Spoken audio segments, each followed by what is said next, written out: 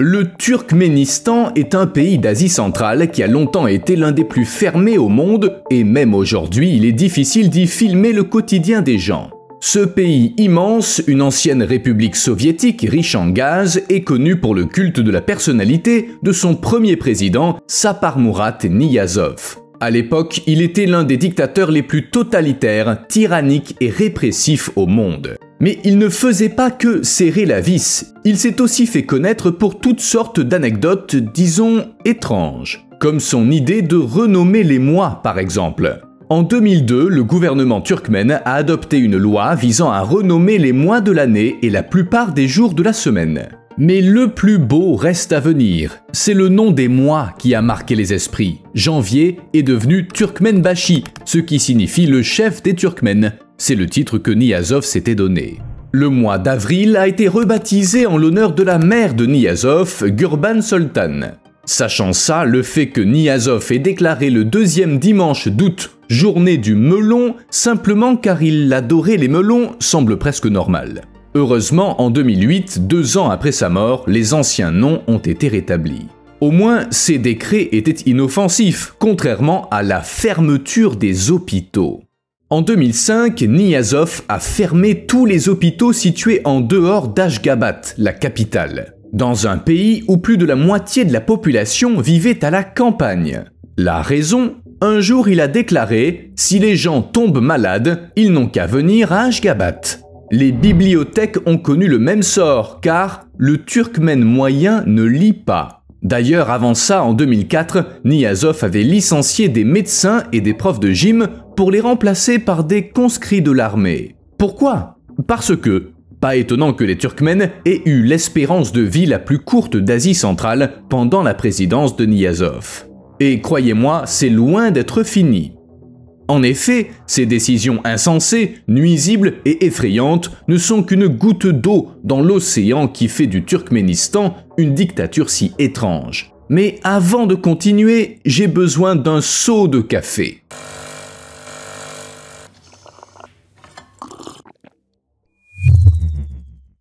Voici un rappel discret de liker la vidéo dès maintenant si vous avez tendance à oublier. Et merci pour ce que vous savez. Bon, mais c'est quoi toutes ces interdictions ? En 2005, Niyazov a interdit l'usage du playback lors des concerts, ainsi que de la musique préenregistrée durant les spectacles musicaux organisés pendant les fêtes et les émissions télé. Même lors des grandes occasions telles que mariages et fêtes, le playback était interdit, car il avait un effet négatif sur le développement de la musique. Niyazov a banni les chiens d'Ashgabat en raison de leur odeur désagréable et il a interdit aux gens de posséder plus d'un chat ou d'un chien. Il a également supprimé le mot turkmène désignant le pain et l'a remplacé par Gurbansoltan, le nom de sa mère. Oui, avril et pain sont devenus le même mot. En 2001, Niyazov a interdit l'opéra, le ballet, les cirques et les orchestres, estimant qu'ils n'étaient pas conformes aux traditions turkmènes. Et en février 2004, il a interdit aux hommes de porter les cheveux longs ou la barbe. Il a aussi interdit d'évoquer les maladies contagieuses comme le sida ou le choléra. Par décret présidentiel, il a interdit aux journalistes et aux présentateurs de se maquiller. Vous savez, comme le font les présentateurs de tous les journaux télé. Et avant chaque émission, le présentateur devait jurer que sa langue se flétrirait s'il osait calomnier le pays, son drapeau ou son président. Bon, je vous laisse quelques secondes pour vous imprégner de ces brillantes décisions. Bien, c'est reparti. Niyazov a interdit les autoradios car il les jugeait inutiles. Les jeux vidéo ont également été bannis car trop violents pour les jeunes turkmènes. En novembre 2005, Niyazov a ordonné aux médecins de prêter serment devant lui au lieu de prêter le serment d'Hippocrate, car, eh bien pourquoi pas. Oh, il a aussi ordonné au ministre du pétrole d'apprendre l'anglais dans les 6 mois sous peine d'être viré. Le narcissisme de Niyazov mérite une mention spéciale. Il a apposé son visage sur des tapis, des bouteilles de vodka, des montres et même lancé son propre parfum. Lorsqu'il s'est teint les cheveux en noir, il a rendu illégale la possession de montres le représentant avec des cheveux gris. Si vous êtes pris d'un rire nerveux, sachez que moi aussi. Je vais m'arrêter là. Pas parce que j'ai fait le tour de ces bizarreries, mais parce que vous avez sans doute compris quel genre de personne il était. Bon, il y a encore quelques initiatives qui méritent d'être mentionnées, notamment le Sentier de la Santé, un chemin pavé de 36 km. Il a été construit sur ordre de Niyazov pour aider à maintenir la population en bonne santé. Dans le cadre de ce programme, le dictateur obligeait ses ministres à le parcourir une fois par an, bien que lui-même se soit toujours rendu au sommet en hélicoptère. En effet, selon Niyazov, son cœur était trop faible pour une telle ascension. Ma foi, sachant qu'il est mort d'une crise cardiaque, il n'avait pas tort. Le sentier longe la crête de Köpetdag à une courte distance d'Ashgabat et il a été inauguré en 2000. Outre les ministres, les personnes ordinaires étaient encouragées à parcourir le sentier pour s'entretenir. Or, ça a eu l'effet inverse. Suivre un escalier de béton pendant 36 km en plein soleil dans un pays au climat parmi les plus rudes de la planète présente un risque. Après la marche annuelle, de nombreux employés prenaient un congé maladie. Cependant, le sentier n'a pas été abandonné pour autant. Des randonnées y ont lieu chaque année et des événements sportifs y sont organisés. On pourrait croire que Niyazov se souciait vraiment de la santé de la population. Il a même interdit de fumer dans les lieux publics et ordonné à tous les fonctionnaires d'arrêter de fumer. Cependant, ça s'est produit en 1997 lorsque Niyazov lui-même a dû arrêter de fumer après avoir subi une opération du cœur. Quoi ? Si le président ne peut pas fumer, personne d'autre ne le peut. Cette interdiction a au moins atteint son objectif. Aujourd'hui, le Turkménistan est le pays où le pourcentage de fumeurs est le plus faible au monde. Bon, il est maintenant temps de parler de choses moins amusantes.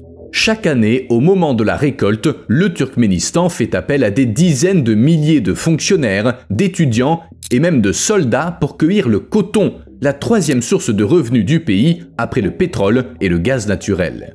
C'est du travail forcé, impossible de s'y soustraire. Les étudiants sont menacés de sanctions ou d'expulsion. Parfois, on signale même le travail d'enfants. Enseignants et personnel médical passent juillet et début août à travailler dans les champs, à aider les fermiers à arracher les mauvaises herbes et autres tâches. C'est un travail très difficile, 12 heures par jour en pleine chaleur, et le gouvernement ne fournit pas l'eau. Bien entendu, ce travail forcé de cueillette du coton est un vestige de l'économie soviétique et il n'est pas près de disparaître. Et que serait une dictature sans propagande ? Le président Niyazov a été efficace en créant son culte de la personnalité et un bon exemple de son travail est le livre intitulé Runama. Il a été rédigé par Niyazov lui-même et publié en 2001. Le titre Runama se traduit par le livre de l'âme et le dictateur le qualifiait de constitution morale des Turkmènes. Il a rendu le livre obligatoire dans les écoles, les universités et les administrations.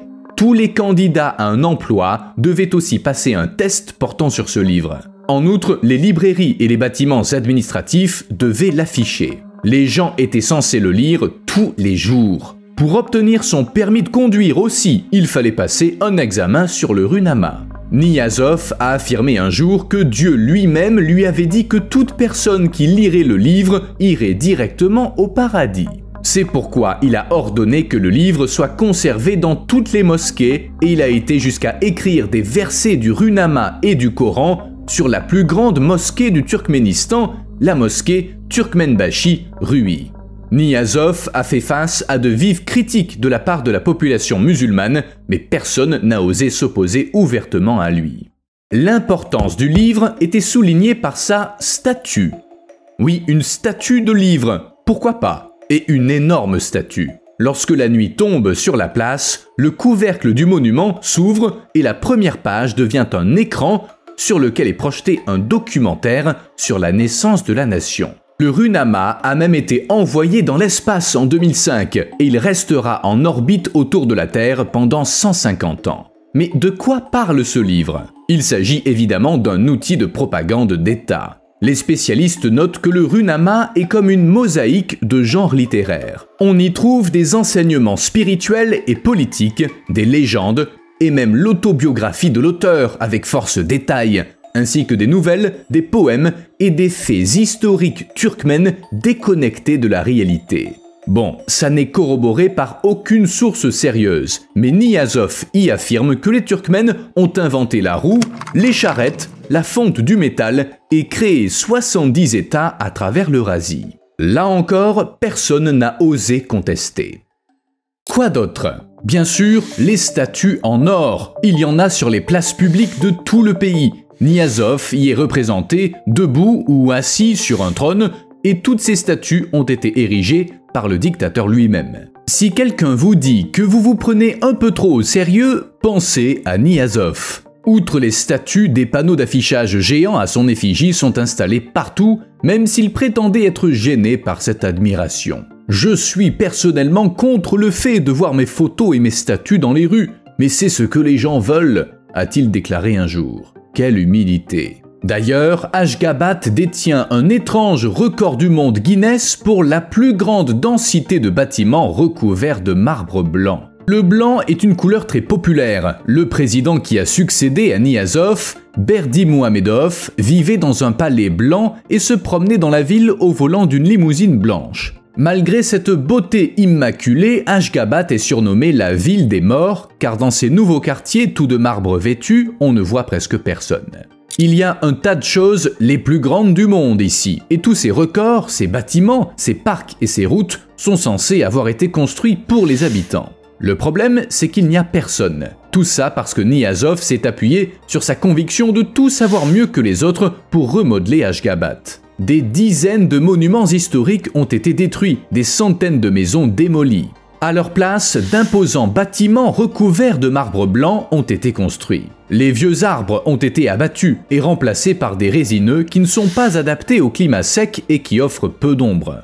De nouvelles autoroutes ont été tracées et le système d'irrigation qui créait un microclimat unique a été détruit. Là où se trouvaient les anciens salons de thé, il y a maintenant des parkings ou des terrains vagues. Pas étonnant que les quartiers réaménagés se soient vidés. Mais vous avez sans doute remarqué que toutes ces images du pays sont spectaculaires. Et oui, c'est parce que mettre la main sur de vraies photos non officielles est presque impossible. Pas d'erreur, ce que vous voyez là est destiné à séduire les étrangers. Mais vous vous dites peut-être comment le Turkménistan a pu en arriver là. Après tout, une dictature ne surgit pas de nulle part, il doit y avoir des raisons. Il y en a. Le Turkménistan a été radicalement transformé par son invasion par l'Empire russe qui a conquis et annexé la région à la fin du 19e siècle. Plus tard, la révolution de 1917 a transformé le pays, qui était alors une société islamique, tribale et nomade, en une république industrielle et urbaine. Une république soviétique typique.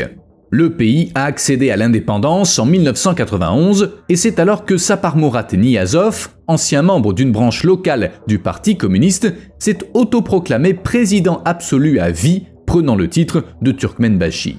C'est ainsi que le Turkménistan, qui venait d'obtenir son indépendance et n'avait pas encore goûté à la liberté, est devenu une dictature totalitaire et conservatrice. La démocratie n'a pas eu le temps de s'y faire une place.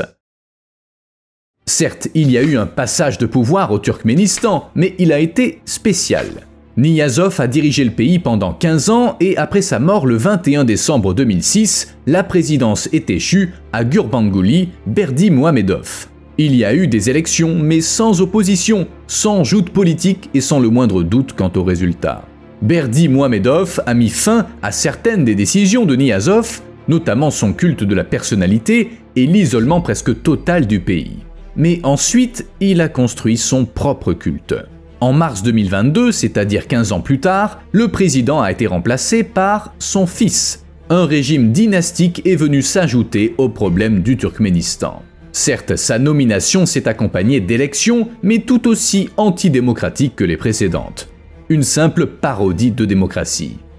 Tout ça fait du Turkménistan un pays où les libertés sont encore plus limitées qu'en Corée du Nord. Et je n'exagère pas, il existe des critères officiels pour estimer le degré de liberté dans un pays. Par exemple, en évaluant l'accès des personnes aux droits politiques et aux libertés civiles.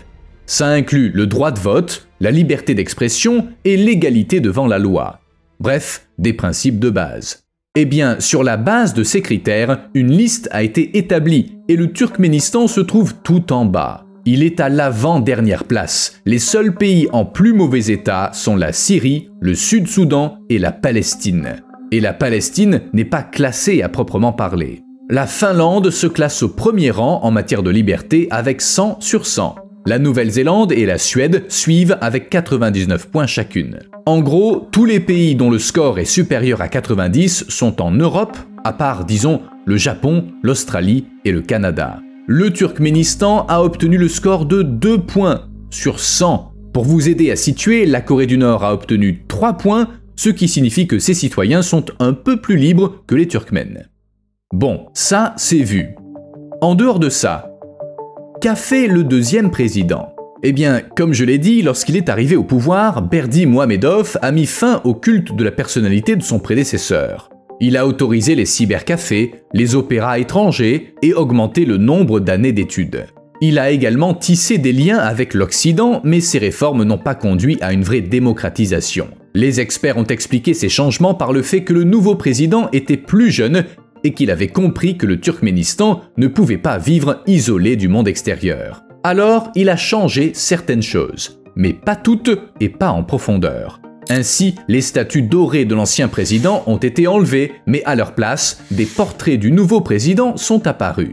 Berdimuhamedov a fait construire un nouveau palais après avoir démoli des dizaines de maisons et il a fermé une rue entière au public, la transformant en boulevard privé. Dans toutes les rues centrales que le président risque d'emprunter, il est interdit d'ouvrir les fenêtres, d'avoir la clim ou une parabole ou de suspendre du linge, pour éviter de gâcher sa vue.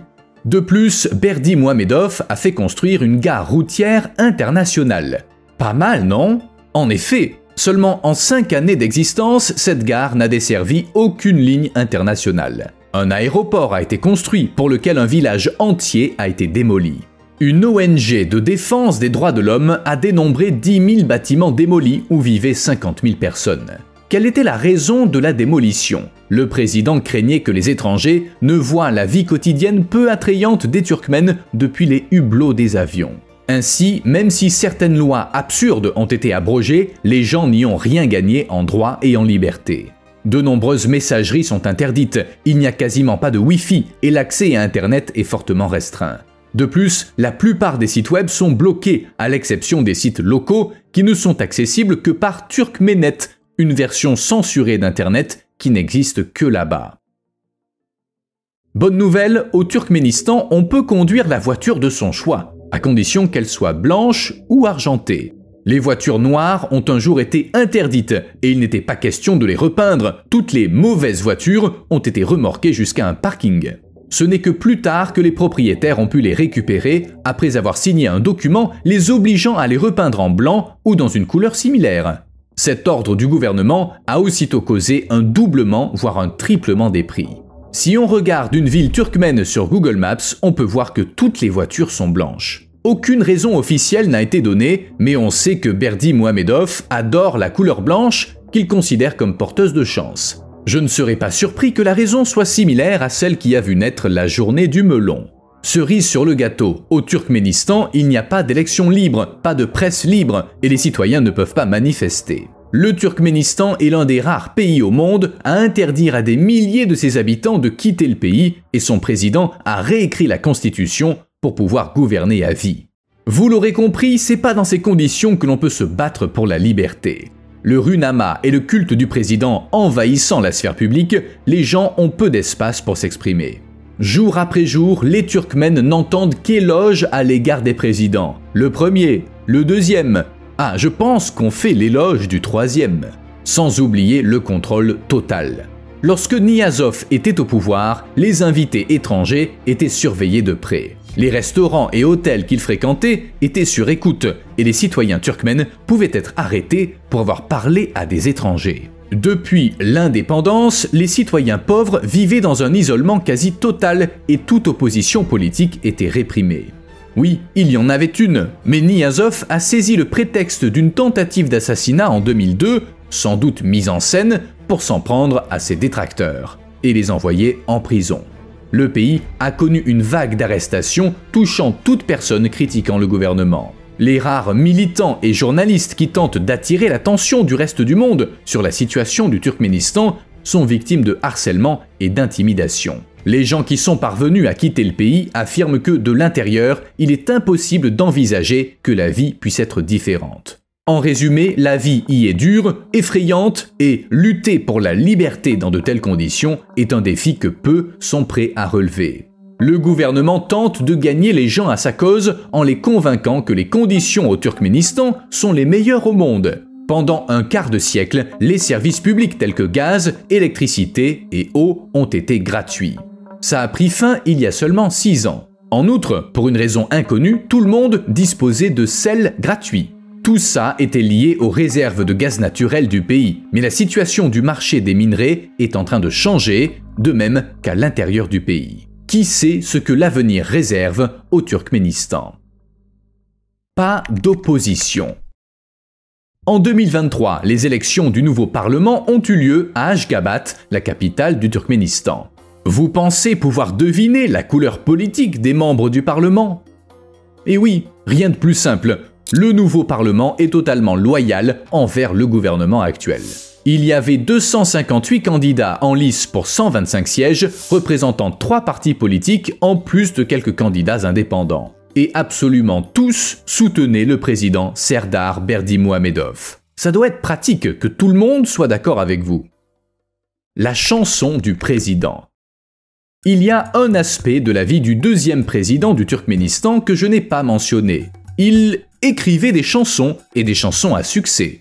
En 2015, une immense chorale a réuni 4166 personnes, de quoi entrer dans le livre Guinness des records. La chorale a interprété une chanson écrite par Gurbanguly Berdimuhamedov intitulée « En avant mon cher Turkménistan ».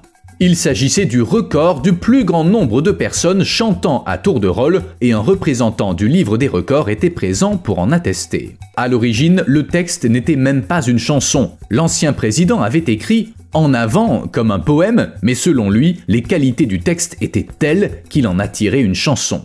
La cérémonie était accompagnée d'une vidéo dans laquelle le président jouait du synthétiseur et chantait avec son peuple. Le plus intéressant est que la chorale turkmène a établi un nouveau record, dépassant celui établi par 3798 employés de Google qui avaient interprété Happy de Pharrell Williams à Dublin, en Irlande. Enfin, rien de bien étonnant pour le Turkménistan. Inspection des toilettes. Comment peut-on témoigner de son respect au président? Eh bien, par exemple, en inspectant soigneusement les toilettes. Je ne plaisante pas. C'est une info sérieuse. Suite à une rumeur affirmant que des gens utilisaient des journaux à l'effigie de l'ancien président comme papier toilette, les autorités ont reçu l'ordre d'enquêter. La tâche a été confiée à la police qui a vérifié toilettes publiques et privées à la recherche de signes d'utilisation de l'image du président Berdimuhamedov comme papier toilette.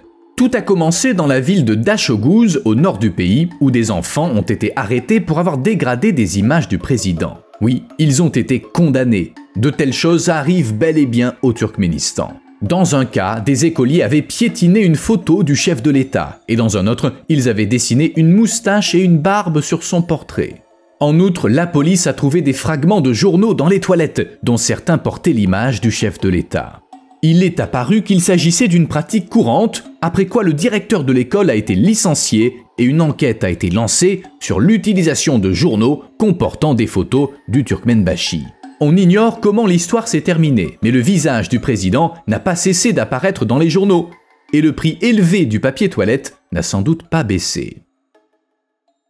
Cigarette brûlante. Vous vous souvenez que j'ai dit que l'ancien président du Turkménistan était un fervent défenseur d'un mode de vie sain. Eh bien, des milliers de cigarettes ont été détruites dans le cadre d'une campagne anti-tabac lancée par Berdimuhamedov lui-même. La combustion de ces cigarettes a servi de symbole pour attirer l'attention du public sur la question du tabagisme et son impact sur la santé. Il est permis de fumer au Turkménistan, mais les autorités encouragent activement la vie sans tabac depuis de nombreuses années. En outre, l'un des responsables de l'agence chargée des substances illicites a été prévenu qu'il serait licencié si des mesures n'étaient pas prises. En conséquence, les propriétaires de kiosques et de magasins d'Ashgabat ne vendent plus de cigarettes qu'à leurs clients réguliers et à leurs amis. Il n'est pas interdit de fumer, mais à cause de la surveillance accrue, les vendeurs préfèrent éviter les ennuis, car les amendes peuvent s'élever à 10 salaires mensuels. En outre, pour maintenir la population en bonne santé, des campagnes anti-drogue sont menées. D'énormes sacs de ces substances sont brûlés dans des fours. Quelque chose me dit qu'il en sera bientôt de même pour les cigarettes, car le Turkménistan prévoit de s'en débarrasser complètement d'ici à 2025. Vous me devez un like. À plus.